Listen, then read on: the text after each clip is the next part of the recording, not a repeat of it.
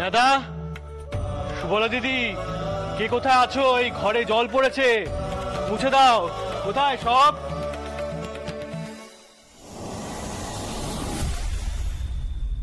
ছোটকুকি, এই যে কে হচ্ছে রে ছোটকুকি? মতুর বাবু হাক ডাক করছে না। ও, জল পড়েছে বলে? তো সামান্য একটু জল পড়েছে, তুই নিজে মুছে নিতে পারছিস না? এর জন্য মতুর বাবু হাক ডাক করে লোকজন জড়ো করছে। বাবা মশাই চলে যাওয়ার পর থেকে তো নিজেকে একদম রাজরানী ভাবতে শুরু করেছিস। হ্যাঁ, কুটোটি নেড়ে দুটোটি করছিস না? অবশ্য করবি নাই বা কেন? তোর স্বামীর ওপর কলকাতার কারবারের দায়িত্ব পড়েছে। আমার স্বামীকে তো প্রাণের ঝুঁকি নিয়ে কোন সুদূরে ছুটে যেতে হলো।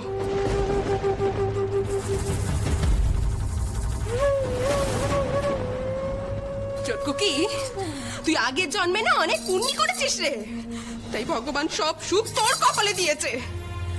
অবশ্য দেখ, এই সুখ তোর কপালে কদিন টেকে। বড়দিদি,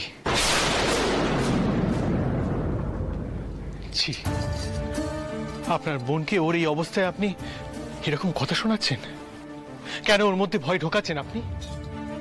আপনার বোন প্রথমবার মা হতে চলেছে, আপনি তাকে এমন। দেখুন সম্পূর্ণ এপিসোড জি5 এ। জানবেন কি করে?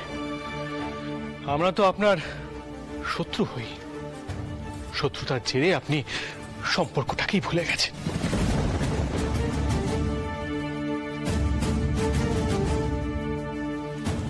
তবে একটা কথা জেনে রাখবেন,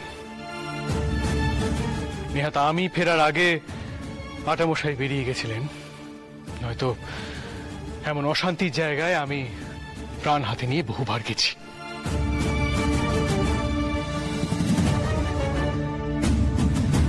শুধু মা বোঝেননি যে রামরতন রায়ের মতো জমিদারকে সামাল দেবার জন্য আটামশাইয়ের হয়তো অসুবিধা হবে, ওনার কাছে সহজ হবে না ব্যাপারটা। আটামশাই লাঠালাঠি চান না, তবে এমন শয়তানকে শায়েস্ত করার জন্য লাঠি একমাত্র ওষুধ।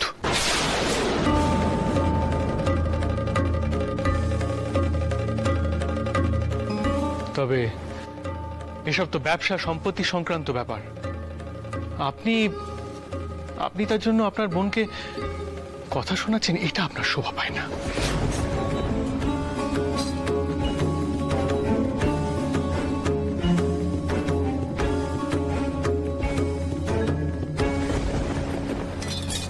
আপনি বদ্দিদিকে কেন এতগুলো কথা কইতে গেলেন কোন দিকে? বদ্দিদিও তো বচ্চামায় তাদের জন্য অস্থির হয়ে আছে। হ্যাঁ জানি অস্থির হয়ে আছেন, জানি আমি। তা বলে অস্থির হয়ে আছেন বলে উনি তোমার কথা শোনাবেন, এটা হয় না। আমি তো সবসময় চুপ করেই থাকি, কিছু বলি না, কিন্তু কেউ তোমার কিছু বললে সেটা আমি মেনে নিতে পারি না।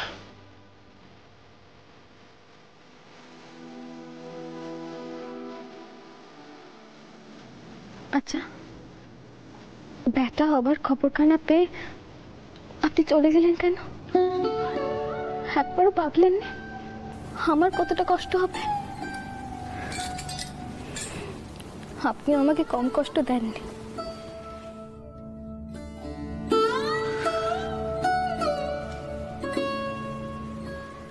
ক্ষমা চাইলে হবে?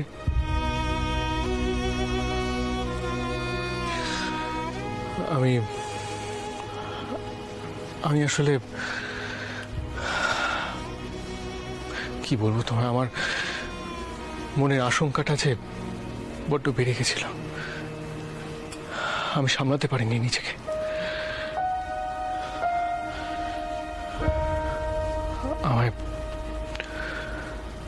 আমায় ক্ষমা করে দাও।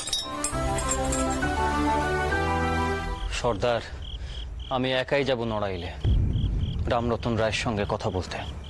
সঙ্গে লেঠেল পাইক কারোর দরকার নেই। মোড়ল মশাই, নৌকো প্রস্তুত? আগে কথা প্রস্তুত। কত এখন কথা ছিল, হ্যাঁ, সাথে দু চারজন ল্যাঠেল রাখলে পারতেন। ওই জমিদার মশাই মানুষ বিশেষ সুবিধার নয়। সে আমি বেশ বুঝতে পারছি মোড়ল মশাই, জমিদার মানুষ সুবিধের নয়, কিন্তু আমাকে তো গিয়ে কথা বলতে হবে, একটা আপোষ করতে হবে। প্রয়োজনে বোঝাতে হবে যে উনি যেটা করছেন সেটা ঠিক করছেন না, অন্যায় করছেন। এই গ্রাম তো আমাদের, জগন্নাথপুর তো ওনার তালুকের মধ্যে পড়ে না। প্রয়োজনে আমি নথিপত্র সব দেখাবো, তাতে জন্য উনি বোঝেন তো ভালো, যদি না বোঝেন তাহলে যাকে তখন যা হবে সেটা তখন দেখা যাবে। আগে গিয়ে কথা তো বলি। বজয়ু, এবার তাহলে চলেন, এরপর কিন্তু দেরি হয়ে যাবে, রোদে কষ্ট হবে। যাব সর্দার, কিন্তু আমি একা যাব। তুমি লিটল পাইকদের নিয়ে এখানেই থাকো, কারণ লিটল পাইকদের সঙ্গে করে নিয়ে গেলে উনি ভাবতে পারেন যে আমরা শত্রুতা করতে যাচ্ছি, কিন্তু তা তো নয়। আমি সেখানে যাচ্ছি শত্রুতা মেটাতে। আমাকে আপনি ক্ষমা করবেন বজ্জামাই বাবু, আপনাকে আমি একা যেতে দিতে পারবো না। নেটেল্লা নয় এখানেই থাক, কিন্তু আমি আপনার সঙ্গে যাবই। আর রানী মায়েরও কড়া হুকুম, উনি আপনাকে একা ছাড়তে নিষেধ করেছেন। বেশ, চলো, কিন্তু একটা কথা সর্দার, ওখানে গিয়ে লাঠালাঠি করা যাবে না, এই আমার হুকুম। যে আগে বজ্জামাই বাবু, শুধু তেমন হলে আপনাকেই রক্ষে করব। মোড়ল মশাই, আমি তাহলে এগোই রায় মশাইয়ের সঙ্গে কথা বলতে। এর মধ্যে হয়তো রানীমার নির্দেশে চলে আসবে। কেমন? আসি। সাবধানে যাবেন কথা, মা যশোরেশ্বরী আপনার রক্ষা করবে।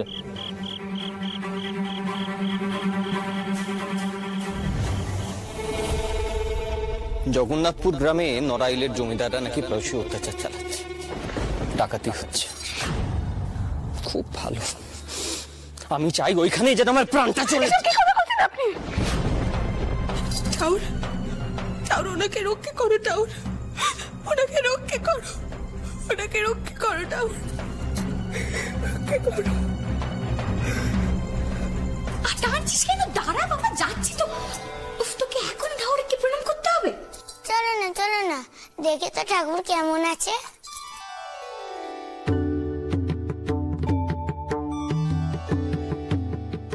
তোমায় দেখতে এসেছি গো ঠাকুর, তুমি ভালো আছো তো? নাও আমার পেন, নাও নাও।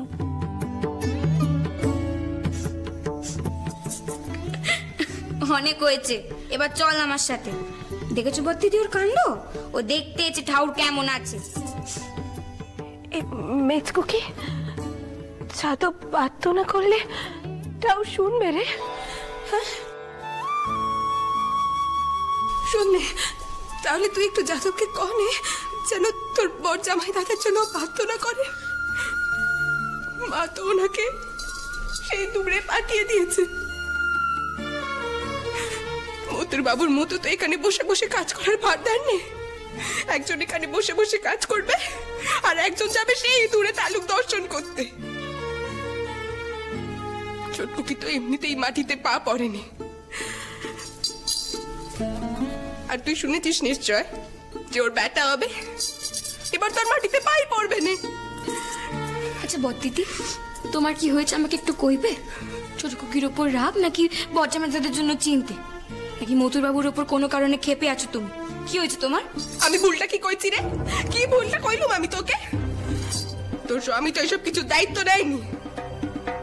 অবশ্য তোরা বেঁচেই গেছিস, না হলে যে মিথ্যা মায়ের কি দশা হতো আমি সেটাই ভাবছি।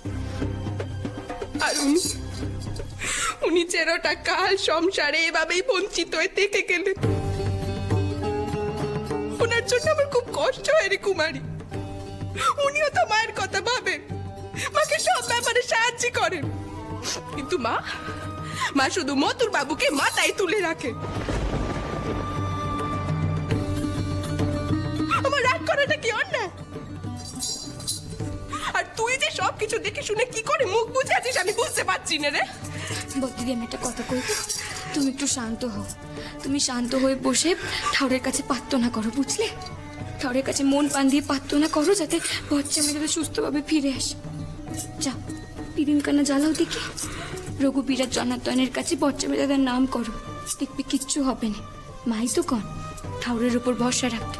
দেরি করো না, যাও পিদিম কানা জ্বালাও।